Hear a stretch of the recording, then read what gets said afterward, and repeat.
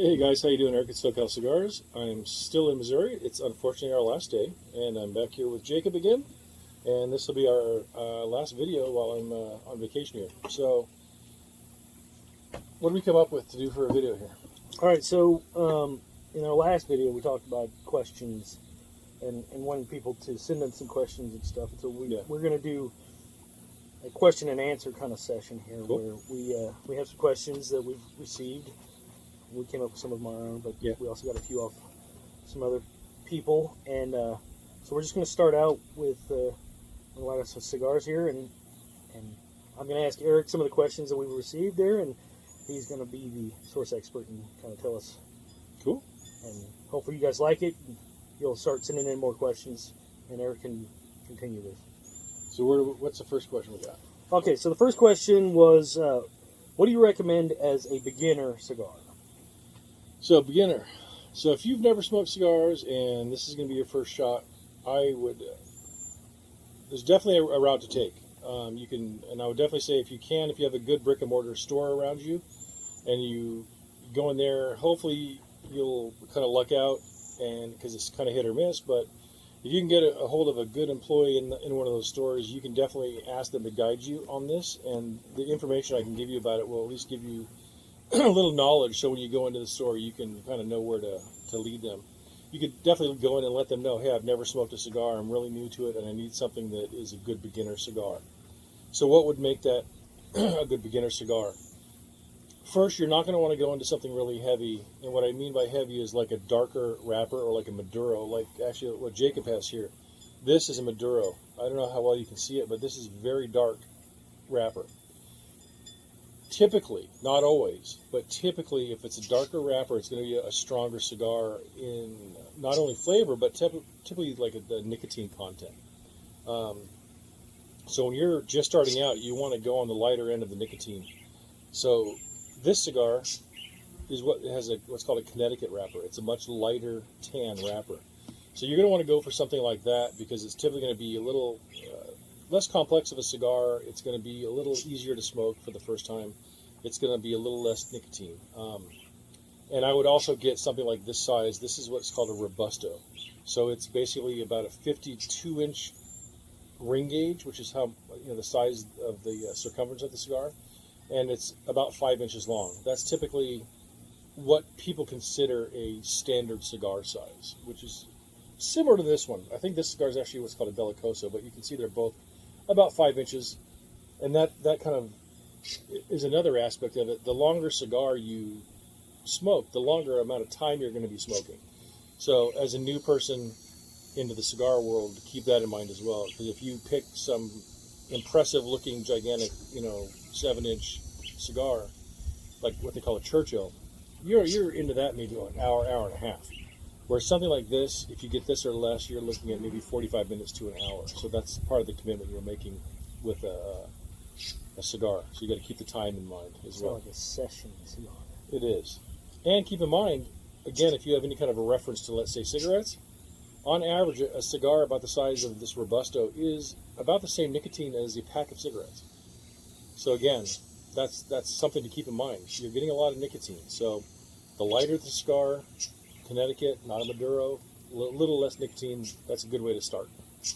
So, just to follow up on that, to make sure that we don't confuse anybody, what about the Candelas, the green? Are they going to be lighter? Yeah, well? Candela, which is that green wrapper, a lot of times you'll see them. They used to be a very common, in fact, that used to be at one time the only cigar you could get in the United States was a Candela wrapper until they went into the Connecticut wrapper, which is this light tan one. That green one is very similar to a Connecticut. The only difference is it's a little bit sweeter. And we'll talk a lot about like it has that kind of grassy taste to it. Mm-hmm. But it's actually, if you when you get more into cigars, you'll actually notice that you get a little bit of a sweetness off of those than you do a Connecticut. And you'll see those a lot. And now they've become kind of a novelty. You'll see them during St. Patrick's Day, like the barber pole, like the filthy hooligan, things like that. But yeah, you could if you saw one at the right time of the year, you could probably pick up a Candela, and it would probably be in the same vein as smoking a Connecticut. Okay. Yeah. All right. Well, that leads us into the next question. Then is, I've heard cigars can make you sick. Yeah. So what's really happening when people say that they turn green or they're getting sick from a cigar, what you're actually experiencing is nicotine poisoning. And so the problem with smoking a cigar, if you're previously been smoking, let's say, cigarettes, you got to really, really, really pay attention to not falling into the automatic habit of wanting to inhale. We got some visitors over here trying to get into my Code Red Mountain Dew.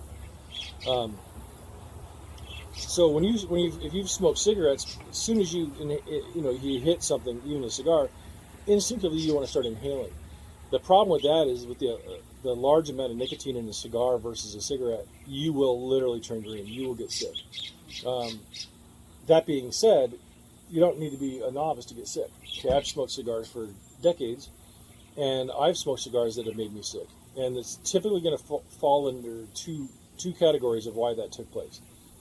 One is if you're not hydrated and you haven't had anything to eat and you smoke a cigar, there's a good chance of getting sick. Because without being hydrated enough and having something in your stomach, the way the nicotine goes into your bloodstream and it seems to affect you very quickly and very heavily. That will make you turn green. And the other is, for example, I smoked a triple Maduro cigar one time, and even though I think I had eaten, maybe I was a little dehydrated, but I know I'd eaten that strong of a cigar. It nailed me. I mean, I was sick as a dog. I had to lay down for about a half an hour. I mean, I felt like I was seasick. It was horrible. So that's really what it is. Getting sick isn't really from the smoke or from a cigar in general. What you're really doing is you're experiencing too much nicotine in your system at one time, and that's why you're feeling basically nauseous. So eat, be hydrated, gauge the cigar based on what you're familiar with. Don't start, like I said, don't start with Maduro because you're getting way too much at one time. And also, inhaling is the biggest no-no of a cigar. Again, so if you're used to smoking cigarettes, you instantly want to inhale. We do not inhale cigar smoke. You take it into your mouth and you blow it back out, or if you get advanced in retrohale, you're blowing some out of your nose as well, but you are never bringing the cigar smoke into your lungs. If you were to try to smoke a cigar like a cigarette, you would probably not make it through about 5 puffs, and you would be done. So that's kind of that's really the whole gig on getting sick. It's the nicotine. Okay. Yeah. Well, let's dive into this. How do you cut a cigar? So just so if you're a novice and you get a cigar, I mean, if someone literally just handed you a cigar and said, "Here you go, enjoy," you might not know what to do. So you could do everything from old school, and your dad bites the end off. People like us, ain't happening. I'm not going to bite a cigar. I don't like the way that ends up. It tends to screw the end up.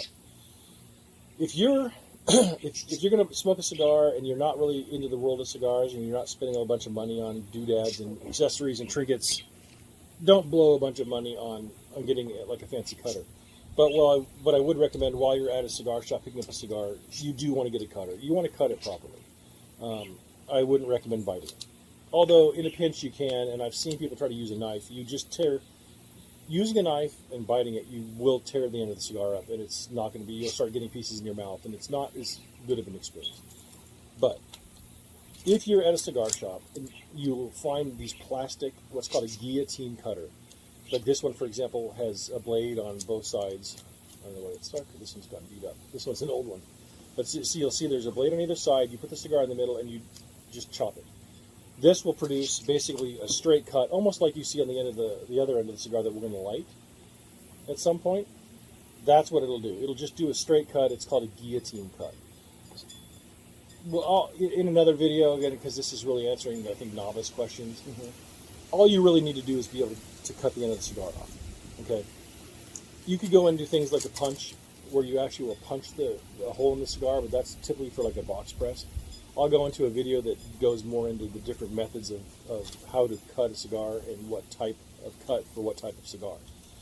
For this, though, if you just simply pick up a $5 plastic guillotine cutter, you'll be good to go, and you'll have what you need. The only other thing you have to pay attention to is on a cigar, there's different parts of the cigar, right? This is the foot right here. You're seeing basically the body of the cigar that is a wrapper. Okay, underneath the wrapper is a binder, which is what holds the shape of the cigar, and then in the middle is what's called the filler. Okay, so when they're wrapping the outside wrapper on this cigar, the last part that they wrap is what they call the cap. And if you probably can't see it from this video, but if you look at a cigar, you'll see like two different little lines. And what that is that the cap is basically sealing off the end of the wrapper so that when you cut the cigar above the cap line, the cigar won't unravel. So if you've ever seen this happen or if you experienced it yourself, I've seen people where they literally put the cigar into a cutter way down to here and they cut it, and then they're trying to smoke it, and then this outer wrapper is literally sheeting off of the cigar. It's because they've gone past that cap. The whole point of this cap is to be able to cut the end of the cigar off and not have the rest of it unravel. And by only cutting, you really want to try to cut as little off as you can, and then you test the draw, because you don't want too open of a draw.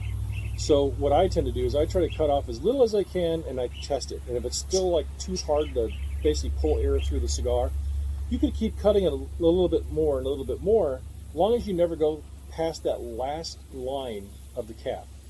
Because then you're, secure, you're not going to let the cigar unravel, because, 5-10 puffs, you're going to end up having to just ditch the cigar. And I've seen people where they'll buy a $30, $40 cigar, kind of like, oh, I'm going to really splurge and go for it. And then they cut it past the cap, the cigar is unraveling, and they're basically cussing out the cigar. Oh, I got this piece of crap cigar. I can't believe this is so much money. How could it be unraveling? It wasn't the cigar, it's that they just didn't know how to cut it right. So that's basically the key on cutting it. Just get a $5 guillotine, cut the very end off above the cap line, and you will have no problem. Okay. And then, how do you light one? Is there a trick to that? Yeah, well, you'd think again, how hard can it be to light a cigar, right? Well, there are better ways to do it than others. You can use a match. There's some drawbacks to a match, though. One, the drawback is if there's any kind of wind or anything like that, you're going to have an issue trying to light the cigar with a match. The other part of using a match is that what burns on the end of a match is sulfur.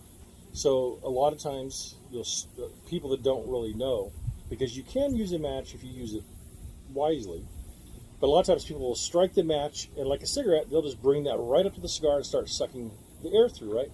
You're literally sucking sulfur gases through your cigar, and you've basically just tainted the flavor of the cigar all the way through. So that entire cigar is not going to be as good flavor-wise as it would have been, because you've now sort of ruined it by, you got to think, when you're drawing smoke through a cigar, the whole cigar body becomes like a filter. Whatever passes through it permeates out into the rest of the cigar, and you'll start to taste that when you smoke it. So if you only have matches, and let's say you are in an area or indoors where you can light it, if you do want to use a match, use a wooden match if you can do it. Strike the match and let it burn. And let it burn all that sulfur off. Let it get into where you can see it's actually starting to burn into the wood part of the matchstick. Then you can use that to light it. Ideally, though, is if you have some kind of a torch. You can use a soft flame lighter like you'd use for a cigarette. That's fine as well. But to be honest with you, ideally a torch, because it's pretty much an all-weather situation. Even in pretty decent wind, you can still use a torch and it's going to light it. It also gives you the ability to torch, or what we call toast the foot. So like we just said a minute ago, the open end of the cigar that you light, that's called the foot of the cigar, okay? So to light it properly, part of that is to light the end of the cigar evenly, so that you don't get a sideways burn, right, that you have to correct over time. So I always refer back to like the Boy Scouts. We used to make char cloth, right? So you would take a little tin and you would put it near a fire that had little swatches of cotton in it.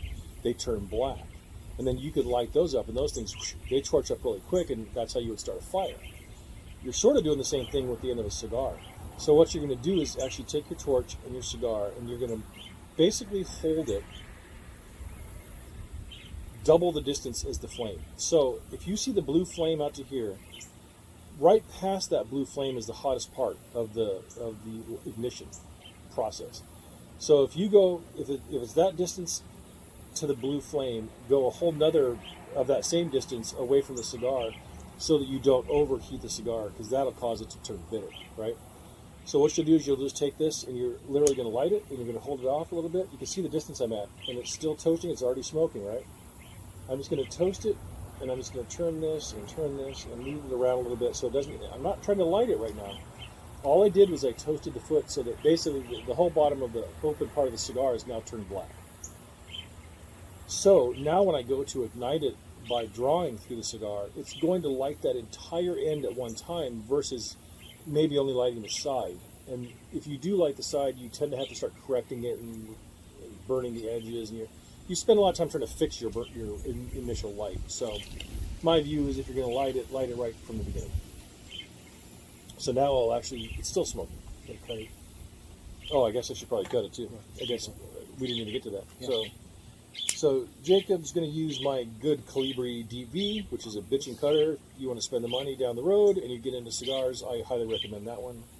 I will literally just use the $5 cheapy plastic one that you can go get anywhere, and that'll work just fine as well. So all I do is I cut the very end off, well above the cap line. I'm going to take a draw through it. And the V is so much better. But we'll get into that. That's a whole different, that's more advanced video, talking about the fact that the way you cut a cigar can literally change the way you taste it. That's a whole different gig. Okay, so I did a dry draw, and what I'm doing with that is after I cut it, you want to draw air through the cigar and feel that it's a decent draw, that you're not trying to suck too hard on it, but it's not so open that you're just getting too much air. This one feels just about right. And again, just a straight guillotine cut, nothing fancy, nothing crazy, $5. So you're good. So now that I'd already toasted it and the whole bottom is darkened, I'll go ahead and light it. And you'll see that it'll light very evenly because I've pre-conditioned the end of the cigar.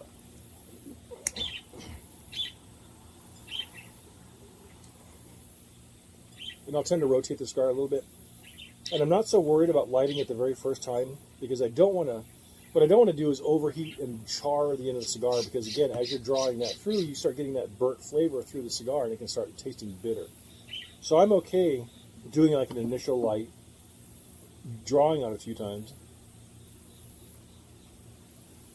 I can sort of see, I can look and see if I look like I'm pretty evenly lit. I think maybe this one side is not perfect, so I'll just now do a little touch up.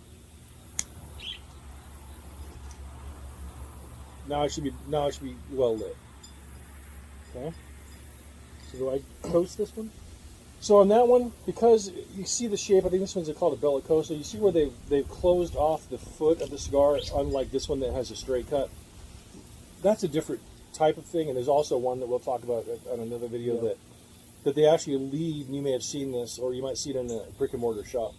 They have left some like what looks like just excess wrapper folded over the end of the cigar, and that's also to help light it. So with what Jacob has, I would just light that as you're drawing on it, because the additional tobacco is going to help flare up and help you start that cigar.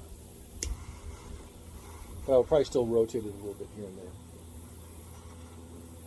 And again, because you're lighting just the end of that cigar, he's probably going to have to do a secondary light as well, which is fun. What you want to try to avoid is letting your cigar go out over and over and over, because if you're halfway through a cigar, you're typically trying to not have to relight it mid-smoke. For some reason, it tends to really get a bitter flavor, and that's what you're kind of trying to avoid with a lot of this process. And you can, as a segue, you can do what's called purging a cigar, which I've mentioned a few times in different videos. I don't know, I'm not sold on it yet, but there are people that feel that once you light a cigar, that you can puff back through it and blow the smoke back out, like that.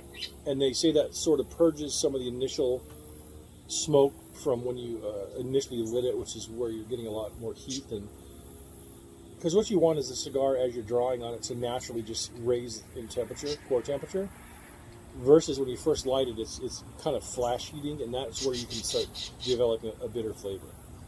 It's funny you mentioned that. My wife is a big tea connoisseur, if you will, and I had to buy her a special teapot for boiling the water, because there's different temperatures for different types of tea. So, so if you make a black tea, I think black teas are actually the highest temperature. But okay. But like certain teas, you don't want to you don't want to steep it in too hot a temperature of water because it actually affects the flavoring. So Well, I always say it, probably like a tea and like food and like a cigar. You got to keep in mind the cigar is actually built like a recipe. And again, I can touch on this in a different video because it's an extremely complex topic. But the way they grow tobacco, not only does it matter where in the world they're growing it, it matters what the climate is like, it matters what the soil is like, but it also matters on where the leaf comes from the plant. One down towards the ground is going to taste different than one that's growing on the very top that's smaller and newer. So when they do what's called a blend, it's sort of like putting together a food recipe. You know, your intent in the end, if you're making a blueberry pie, your intent is for the person eating that pie to taste what you've put together specifically for them to taste. So that's what's happening with a cigar blend. Is the blender is trying to put together a flavor profile that he's wanting you to experience. And when you blast heat through these things, you're changing what that flavor was meant to be, okay? Because you're overheating the cigar, so you try to light it as little as possible. And the other side of that is that you do want your cigar to heat up, you know, just not too much. That's why we talk a lot about when the first part of a cigar, don't really judge the flavor of the cigar until you get into maybe a quarter inch, because the rest of the cigar hasn't heated up yet, and the blender is actually banking on you tasting a certain profile when this thing is, let's say, at temperature. So overheating a cigar can change that, and a cigar takes a little bit to warm up to where you're starting to taste what the blender intended you to taste. So, and that kind of stems to this next question here is, how do I store multiple cigars? If I'm going to the store and I want to buy a few, yeah, and you know, how do I store those if I don't have? I'm starting out here. Right. So that's the thing. So you know, you can watch a lot of videos where people have, you've obviously seen, let's say, a desktop humidor, all the way up to, like, I have a refrigerated unit that's what they kind of call a coolerador or a refrigerated humidor. But if you're just starting out and you're just going to the store and buying 1 or 2 cigars at a time because you maybe want to have a couple on the weekend, and you're not looking to make a big investment, there's a really cool thing you can make that's called a Tupperador, which is basically derived from the word or the brand of Tupperware plastic containers. So the worst thing you can do is, like, when you leave the cigar shop, typically if you bought one at a brick and mortar store, they're going to send you on your way with a couple cigars in a plastic bag. That's just sort of to get them home. It's not necessarily where you are meant to keep them. So before you invest a bunch of money into storage methods, you obviously want to make sure you're going to enjoy the cigar hobby before you invest money. I would totally get that. So I would assume you are going to buy a few, maybe 5 or less at any given time. But you don't want them to dry out, which is kind of the biggest enemy to a cigar, is them drying out.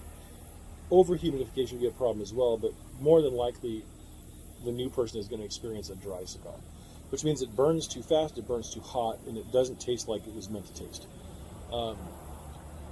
So the best thing you can do, the cheapest thing you can do, and I've done this, and it's also a good overflow method if you maybe got a good deal on some cigars and you've got too many for your humidor, you just basically take a little Tupperware container, even if you went to 99-cent store or Dollar Tree, and you just bought a little container with a lid. It has to have a lid.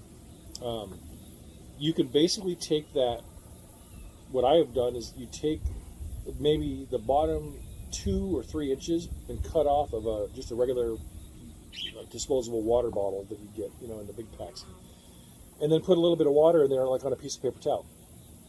And that way you're just able to, you set that in the corner of the Tupperware thing, you put your cigars, and you just close the lid, and you just try to put the Tupperware container in the coolest place in your house. So typically like in a closet, maybe on the floor. You're keeping it out of sunlight, you're keeping it out of high temperatures, and because it's easy to control the humidity by putting the paper towel in there, and obviously you're raising the humidity. Even if it's not perfect, it's better than drying out. What's really hard to control is the temperature. So my advice is always maybe in the closet, maybe on the first floor of your house, not the second, because it's always hotter on the second floor. And maybe out of the sunlight. So in the bottom of a closet's usually a decent spot to put a little Tupperware thing, and you can get away with that for a long time. What about those Belvita packs or whatever? You can buy those. Oh, the Bovita packs. Like a lot of cigar shops have that. And those are good, yeah. So that's the cool thing too. So every once in a while, if you get a really cool cigar shop, they'll send you home in that plastic bag with a little Bovita pack, or what's also called a water pillow. It's like a white plastic with a hole punched in it. Yeah. If they give you one of those, you're golden. Take that and just take them out of the bag and put the cigars in that little Bovita pack in your Tupperware thing and close it up. They say you can try to rehydrate those Bovita packs. I'm not sure how much success I've had in that. I don't know about rehydrating, but I've thrown them in my refrigerated humidor, and they seem to be like, I've had some that are over a year old. They're still liquid, squishy. Yeah. As long as the humidity in the environment stays pretty stagnant. Well, yeah, you can feel them if you take out the little Bovita packs, because sometimes they'll give you the little. It looks almost like a little wet wipe, right? A little tiny one you get like at a restaurant. You'll feel it because if it dries out, that thing literally turns hard as a rock. So you'll know it's no good, and you'll have to either go buy another one or go to the paper towel in the bottom of the little cup. Right. But that you can limp along for a long time with that. The real advantage of getting let's say stepping up to a desktop humidor is the fact that it's cedar lined, and the cedar lining offers really three things. One, it offers some aromatic aspect to your cigars, so that obviously you smell cedar, it smells amazing. So your cigars will get a little bit of that imparted into them. The other part of it is the cedar holds humidity, so that once you season a humidor, it tends to hold its humidity better because the wood will omit and pull in. It's like it becomes what they call it's an active humidity environment, not just passive. So it's actively pushing out or pulling in humidity as it sees fit. And the third is the Spanish cedar, because there's three kinds of cedar they use. You always want to go with Spanish cedar because it's the one that it protects a little bit against bugs. And the one bug you'll get in a cigar is actually called a cigar beetle. Most cigars have them, and most people don't even realize it, but typically a cigar has cigar beetle eggs in it. You just would never know. The only time you really see them is when your humidor is too hot and you're like getting up into the 80s, and it will literally, you'll start seeing little pinholes all over your cigars. That means you basically have cigar beetle infestation, and you pretty much have to just chuck them. So making that leap from a Tupperware container to a Spanish cedar lined desktop humidor, it's worth doing if you're going to stay in it and you're going to smoke cigars on occasion. And if you look online, I always encourage going to your brick and mortar shops too, so you can look there as well. But like places like Cigars International online, they'll often have a deal where you literally can get like a cheap desktop humidor that'll work fine, and 10 cigars for like $29, and it'll just be like a promotional deal. So keep your eyes out for those kind of deals. Look online on cigar sales, and you'll see there's a good 20, 25 sites I can think off the top of my head that are. You got Atlantic Cigar Company, you got Thompson Cigars, you got Cigars.com, JR Cigars, you got Cigar Bid, Cigars International. Just look up cigars online and you'll see all those cigar companies. And often, especially around like Christmas and holidays, they'll do these deals where you can get like $30 for a humidor. Right. And it'll do just fine. Not to dive too far down this rabbit hole, because we still have another question to go through. But what about those hard cases that? Like you can get those for $20 or $30, and you have the travel cases. Yeah, so those are called a herfador, and those are, like Jacob just said, those are meant for travel. So like me coming to Missouri, I brought two different ones. One's a big one that holds 30, one's a small one that holds 5. Those are great to get, especially for me riding my bike, right, my Harley. If I'm going to go take 3 or 4 cigars to an event, I'm going to put them in my little plastic hard case, throw them in my bags, and I'm out. So that thing can bounce around like crazy. It's like a tackle box material. It's almost like those Pelican cases. It's like a Pelican case, yeah. And it's water. A lot of times there's a silicone seal, so it literally keeps the humidity in. It keeps water out. They're great to have. They're well worth investing in. You can usually get them for like $22. Yeah, they're pretty cheap. Yeah, but they're not storage, so don't keep you'll dry them out. And also, there's a floral disc in those, like that green foam, where you're supposed to be able to put some drops of distilled water. Don't use those. Over time, those will develop black mold that you'll never see because it's going to be behind the disc, and it's not good. Never use those floral discs. I would rather see you use the cut plastic cup with the wet paper towel than ever use the floral discs. When I get a humidor, I take those discs and I throw them in the trash. You're better off getting like the humidity gel beads or just using distilled water. Okay. So, last question for you is, what's the difference between a cigar and a cigarette? So yeah, I think a lot of people do think that a cigar is basically just a gigantic cigarette, and it's not true. So here's the one thing I'll say: I actually did a deep dive because the FDA actually did a big study on cigars and its effect on your health. What they determined is, I mean, not to bury the lead too quickly here, but what they determined is that cigar smoking does not pose a significant health risk. And here's how they sort of judge that. Obviously, if you're smoking anything, your main concern is typically a cancer. So with cigarettes, or anything that you inhale, like and combusts that you're inhaling, you're typically thinking of like gum cancers, diseases, your tongue, esophageal, your throat, your lungs, things like that. So the study that they did took the fact that everyone who is alive has a certain percentage risk of developing a cancer, and it's something like a weird number. It's like 1.73%. That's classified as you're just in the general population of your chances of getting some kind of a cancer. So what they did is they studied cigar smoking versus cigarette smoking versus vaping versus marijuana, all these different things. And what they're looking for really is how much percent does that take you out of the standard percentage of you getting some kind of a cancer within the general population for just no reason. And what they found was, unlike cigarettes, cigar smoking, and I thought this was insane, up to 2 cigars a day, which I think is insane. It's like Dude, 2 packs. It's like 14 cigars a week. That's crazy. But that's equivalent to like 2 packs of cigarettes, right? Dude, that's not, yes, a day. That's 2 packs a day. Yes. Did not move you out of that normal range of risk of getting some kind of a associated cancer.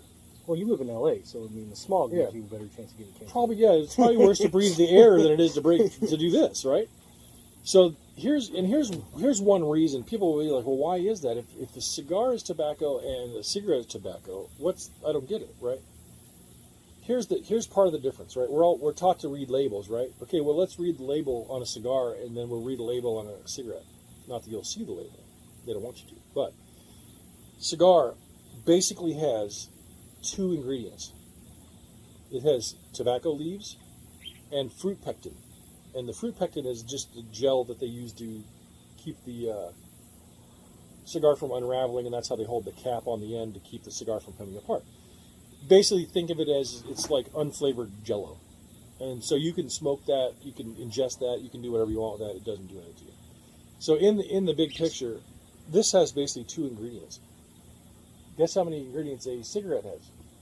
Or the chemicals associated with that. I know that they add, well, they used to add like fiberglass and they add a lot of weird stuff. And things of that nature. So 283. So when you smoke a cigarette, you are getting 283 different elements based on smoking a cigarette versus 2. Yeah. Mainly natural. Yeah, this is basically natural, and and part of the big factor is you're not inhaling it. So the biggest factor is that you are not inhaling it, and I can't say they're not addictive cigars, because I do seem to see people that really do smoke a lot of cigars, but I still don't seem to move them into the category of being addicted to cigars. They just seem to just like them a lot. Right. Like you could still take it or leave it, but it's not like you run out of cigars. You're like, oh my god, I got to get down to the liquor store and get a cigar. You're more like, oh, I guess I need to order some more. It's not like this big emergency where I've seen people run out of cigarettes and it's like they're freaking they get out. agitated. Dude, they're like, I need a smoke. Where this is like, oh, if I run out, I just need to order some more and get them in whatever. So clearly what's happening too with cigarettes is they're adding things that cause them to be more addictive, and we've already known that. That's how they're literally hooking you to their product. Right. Where premium cigars aren't in that same category. These are in the big picture. When you smoke, like on average, other than visiting here, where obviously we're probably smoking more than we normally would. Oh yeah. I may be smoking one cigar a week. Versus, I know people that I had a friend who was in the Army that said, well, he was enlisted, he was smoking 3 packs a day of cigarettes. Oh yeah. 3 packs a day. I mean, are you kidding me, right? So, when it comes to, are they healthy and is there no risk whatsoever? Of course not. You're combusting a material and you're inhaling it. So there's going to be an inherent risk. But if you're looking at it in the realms of compared to vaping, which can create popcorn lung and you can't recover from that, and you can't, the burst sacs of the air sacs in your lungs don't repair, right? So vaping is horrible for you. Smoking cigarettes is horrible because part of it's just, I think, the amount that you do, the chemistry involved in the cigarettes, I barely can call it tobacco, and the amount you're inhaling. Cigars are really not even in the same ballpark. It's a much different thing. I would say I wouldn't be smoking 2 a day, like they said. Right. I think that seems kind of crazy, but as far as their research goes, it didn't move you out of that normal category, which I actually thought that was kind of surprising. That's rather impressive. So again, am I the first one to say, hey, you're 18, start smoking cigars? No, I'm not. I wouldn't be out here encouraging people to smoke cigars, but I would also say if you are smoking anything, I would argue probably smoking cigars would be your best route. If that says anything, you know. Okay. Well, so that's all we've got question-wise for today. Yeah, no, it's awesome. I mean, the whole point of this channel was really for me to answer questions and help you problem solve. And so yeah, keep them coming. We'll try to do these every once in a while. Definitely when I come out, I'll be back in November for deer season, so we'll probably do a couple more. I definitely want to do a video from deer camp. Because I actually did one. Remember, I did one about hunting and fishing with cigars. Yeah. And hunting with a cigar while you're actively hunting is a really bad idea. It seems like everything scares a deer except when you're driving 80 miles an hour down the back road. They seem to love jumping in front of a car. Right. But other than that, if you blink too loud, they are running. So. Right. But when you're done hunting at night and you're having dinner and you're sitting around after dinner around the campfire having a cigar, I don't think there's a problem with that. Right. But so get hunting clothes. Change your clothes. Yeah, change your clothes, and this is why we're going to do that, because there's things. I'm newer to hunting. Jacob has been hunting his whole life, so it'll definitely be interesting to get your take on that, because again, that might be something no one even thought about. Right. You better change your clothes, because when you're out there hunting, the scent you have on you makes a big difference. Also, depending on where the wind is, about how the deer react. So, those things factor. So the other thing I would throw out there is, you started this challenge all by yourself, and up until this point, as far as I know, you've been the only person on it. So, I'd like to get some feedback and hear what the audience thinks about having other people on, guest speakers or whatever. Yeah, no, I think that's maybe awesome. I mean you've ran into some pretty big names in the cigar world, and maybe if you could arrange some interviews with some of these people for the show. I met Jonathan Drew at a cigar event. He's the Drew Estates guy, right? So that was freaking awesome. I don't think I can get a guy. I doubt I can get that guy, but I've met Cigar Vixen. She's got a really good channel. If you ever want to go check her out, especially if you're a female and you want to see that, hey, there's other women smoking cigars, and Cigar Vixen is a wildly popular YouTube reviewer. So go check her out, and she's cool. I met her in person at an event as well. So, like I said, if they like it, maybe we'd like to know what you guys thought about this, having someone else on here. Yeah, and I'd really like to do, and maybe we can both do it at some point when I'm here, is go over to Outlaw. Yes, and interview. I'd like to really interview a shop owner or at least an employee and get their take on it, because we're coming from the other side of it. Like, here's what you might want to do when you're going into a cigar shop.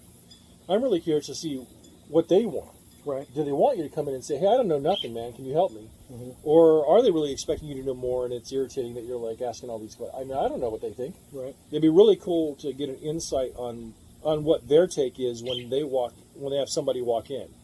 To me, I'm imagining that if I own a business, if I can help somebody in that beginning part of the process, you could be developing a lifelong customer. Right. So I could only imagine that someone who owns a cigar business would be thrilled to help you out. Right. But I've not experienced that in real life. Look at when we go to Eureka Springs. Yeah. It's a beautiful cigar shop, but you can barely get the guy's attention. He's behind the computer, and you're kind of on your own there, which is kind of a shame because it's in a beautiful place. It's a beautiful part of the state, and it's I would love to own that cigar shop. It's a beautiful cigar shop. Yeah. Upstairs, a big staircase that goes to this walk-in humidor. It's amazing, but yet you're struggling to get any help. So versus the that's shop weird. up in Weston, it's yeah, like and Outlaw. well, They've and been even over fantastic. here in the Lee Summit one. in Lee Summit. So some of these areas in this part of in Missouri, we've experienced the same thing. So it's not a California unique thing. It's clearly anywhere you go, you're going to find cigar shops where sometimes they seem like they're bothered you even walked in, and sometimes they're just there to help you.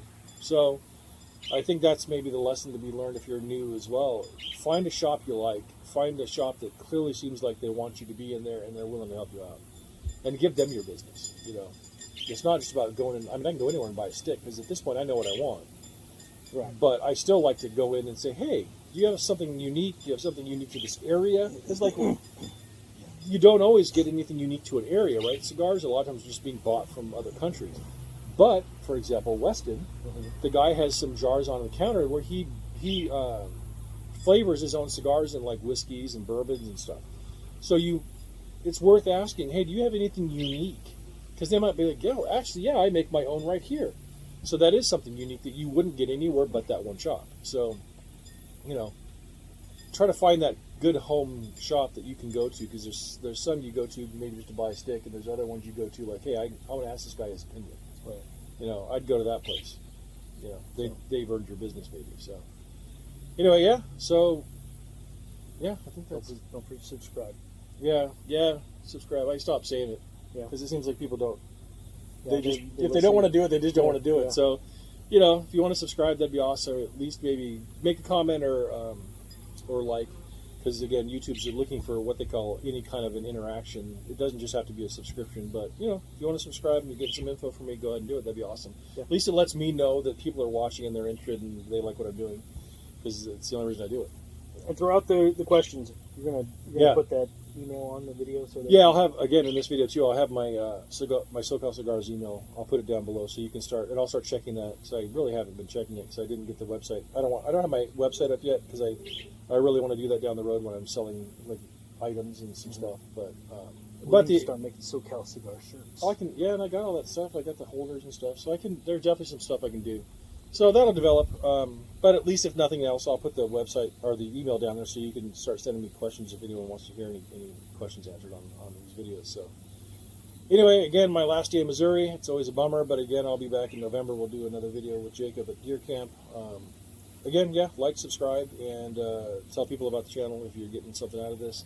And definitely ask questions, because that, to me, that's kind of the whole point I did this. So I want to help people out, and I know it can be really frustrating if you don't know what to do, and it seems like no one wants to help you. You know, we'll help you.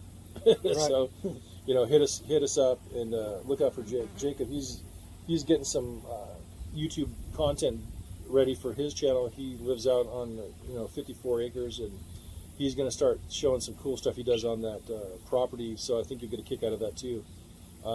I'm sure that you'll pepper it with some cigar content here and there too. Oh yeah, So yeah. that'd be cool. We'll guest host SoCal Cigars Yes. on my channel when we get a cranking. Yeah, absolutely.